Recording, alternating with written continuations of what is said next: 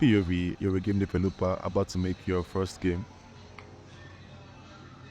Oh my gosh. What do I do? but you don't know what game to make, or rather, what genre to make. I don't blame your confusion. Picking the right genre for your game is a crucial decision, and the answer isn't always clear. Do you go with your heart and create the game you've always dreamed of? Or do you play it safe and tackle a genre with a proven audience? Let's face it, the market is saturated. We've got battle royales, platformers, puzzle games, and the list goes on. As an indie dev, you want to stand out. Maybe you want to create a brand new genre or pair up unlikely genres, but that might not be a good idea. Why? Because we have to look at supply and demand. I know, I hated economics in school too. Imagine selling cold watermelon juice on a hot day from a little kiosk. If there is high demand and low supply, you can sell all 10 cups quickly and even raise your prices for the next batch. However, if your neighbors start their own watermelon juice business, the supply may increase and you will need to lower your prices or give out free samples to attract customers, especially if your neighbor Dave made a crazy watermelon cocktail that everyone is talking about. Then there's Bob, who wanted to stand out and thought it would be a great idea to sell hot coffee. His coffee was not in demand. Bob made a risky choice to sell coffee. He might start a niche market of coffee drinkers, but more on that later. To play safe, don't just make your game a certain genre because you want to stand out. You should look at analytics. Look at what people want to play and the supply of it. If you see that fighting games are in demand with a high supply, you are more likely to find the market when you make something similar to a fighting game, like maybe a hack and slash or beat 'em up, than making a platformer. Platformers, it's a common first game for game developers. It's practical because you can easily balance the quality triangle while developing it. And as a result of that, it is saturated in the market and not really in demand. I bring up the quality triangle because as an indie dev, your resources are very limited and you're always facing a battle against the clock, budget, and scope. The clock here, or time, is development time. You don't want to spend too long developing a game because technology is always adapting, and if you spend 10 years in making a game, it might not look so great, not to mention the fact that spending more time in development makes the game riskier. You can shrug it off if the game you made in 2 months doesn't sell well, but you can't say the same thing about the game that took you 10 years to make. The budget here, of course, refers to how much it took you to make the game and run the game. If it runs on a server, that includes hiring and buying game assets and talents like servers, music, and art. Free assets won't look as good or are not as homogeneous as personalized or commissioned assets. If you are a talented artist or musician, making your assets would increase the amount of time spent on the game. The cost of the game can also be seen as how pretty the game would be because you have to cough out big cash to make pretty games. Again, you should be careful with this. Do not overcommit or undercommit. And finally, scope. This is how big the game is. This includes the size of the map, the number of levels, and how much mechanics you put into the game. A complex multiplayer 3D RPG might be your dream project, but be realistic. Can you afford development costs? Do you have the team and time to create a sprawling world? If the triangle is lopsided, or if you spend too much resources on one part of the triangle, you might make a terrible game. So it's crucial to choose a genre that plays well with your resources, balances in the triangle, and has a demand. Now let's analyze some game genres. There are demand and supply, putting the quality triangle into view as an indie game developer.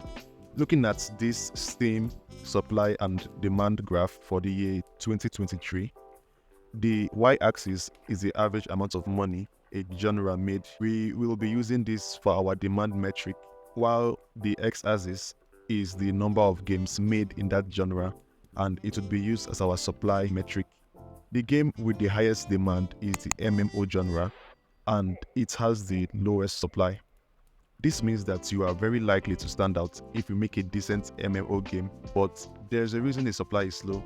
Well, that is because it is very hard to make, balance, and maintain an MMO. And as an indie game developer, trying to make an MMO will break your quality triangle, and even if the demand for MMO is high, your game wouldn't get sold.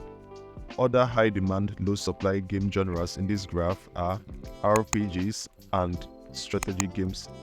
They are a solid choice for indie devs, but I wouldn't recommend them to new game developers because they all have a lot to do with balancing and numbers, which can be overwhelming.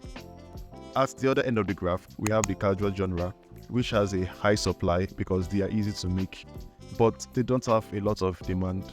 This could be because the market is saturated. As an indie dev, making a casual game sits well in your quality triangle. But to leave a mark in this market, you have to make something extraordinary. Because a decent or great casual game will not stand out. We have dozens of great casual games like Candy Crush and Piano Tiles. The sweet spot, all things considered, would be the simulation genre. It has a good demand and a decent supply. Something is intriguing about simulators, from managing a football team to being a goat. There's a human desire to know or feel what it's like to be in a novel situation. The great part about simulators is that the development time, scope, and cost of it are very easy to manage. You can make a walking simulator, add an AI that chases you with murderous intent, set it in a playground, and boom, you have a kid trying to escape a bully in the playground. It won't take long to make because you just need to make a movement script for the player and path finding for the bully. You can easily decide on the scope of it. Does it take place in the small playground, a large playground? Can the player leave the playground? How detailed is the parkour, if any at all? Will the environments be interactable? You can manage the costs. You just need a few character models and a relatively small map which you can make yourself if you are an artist. It's relatively simple to make and it has an audience. So indie developers should just make simulator games, right? Wrong. Passion matters too. Don't force yourself into a genre you are not passionate about. Choose something that excites you, that sparks your creativity. If you are just making a game without passion, just because it's trending, your game would feel hollow, and that strategy won't be valuable for long because trends change. By the time you are watching this, simulators might not be the ideal genre anymore. While market trends are important, don't sacrifice your creative vision for a quick win. Find a genre that speaks to your soul, one that allows you to explore your ideas and build something truly unique. A strategy you could use is maybe combining your favorite genre with a trending genre. Let's say you are passionate about shooter games, and in this case, the ideal genre is the simulation genre. You can make a soldier simulation, maybe a day in the life of a soldier. That way you can get to incorporate shooters in the simulation genre. But this strategy might not work for every genre. The best games are created by people who are pouring their hearts and soul into their projects. So don't be afraid to choose a genre that might be a bit niche, as long as you're genuinely excited about it. One significant advantage of targeting niche markets is reduced competition.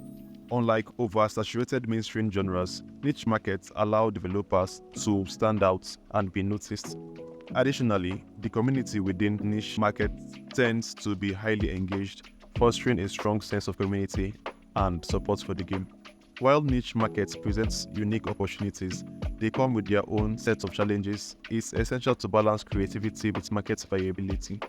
Striking the right balance requires thorough research and an understanding of the niche audience's expectations. However, the rewards can be significant for developers who are up for the challenge.